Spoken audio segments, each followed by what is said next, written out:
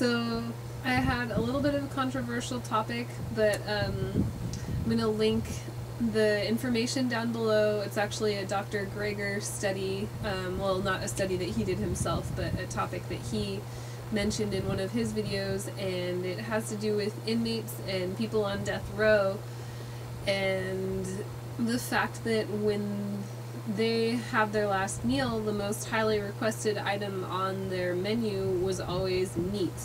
And the funny part about that was, well, it's not a very funny subject, but the one part about it was that they mentioned tofu was actually requested 0 times, so it's not a very popular item, but here's the thing is these people are eating their last meal, and the funny thing was that it actually compared a lot to Americans' diets in general, and it actually was almost exactly the same in the rates that people requested meat, and then less people ate tofu and stuff. So it's really interesting and the way that people eat when they are looking at it like it's their last meal, because that is how the majority of Americans eat. And so if we could change that to where people start thinking about the future more, and they just start eating healthier things and living their lives, you know, for as long as they can, and just living healthy, there's a lot more we can accomplish when we live our lives that way, and we think that way, and we feel that way. So I really feel like we could all benefit from looking forward to our future instead of thinking, well, what do I want right now, this second, if this is my last meal?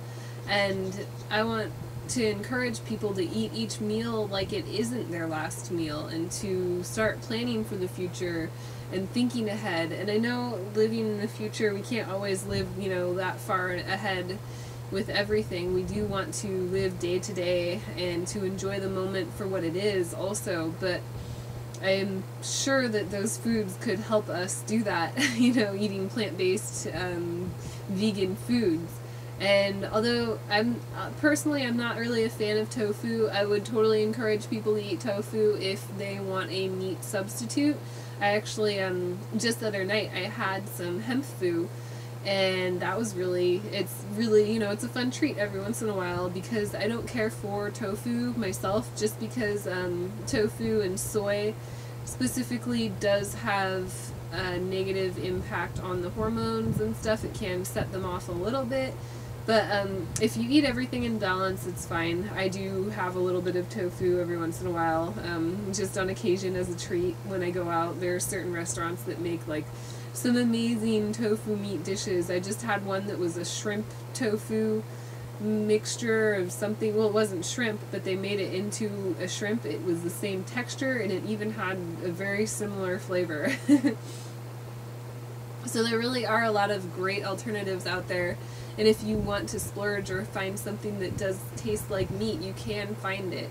It's all about, you know, the health and how you want to feel. And if you want to feel good and to be able to look forward to every day that you have, and to look forward to the next day and the day after that, then I would say your answer is eating vegan, because that's what that does.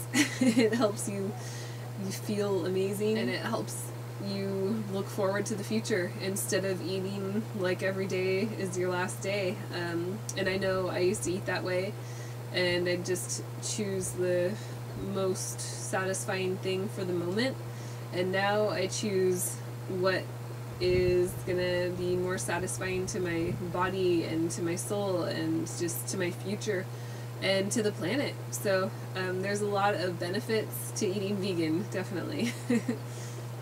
And I hope that helps anybody who is considering being vegan, or even anybody who just wants to find more reasons to be vegan, because I think every day I find more and more reasons to live the lifestyle that I live and to enjoy living the way that I live.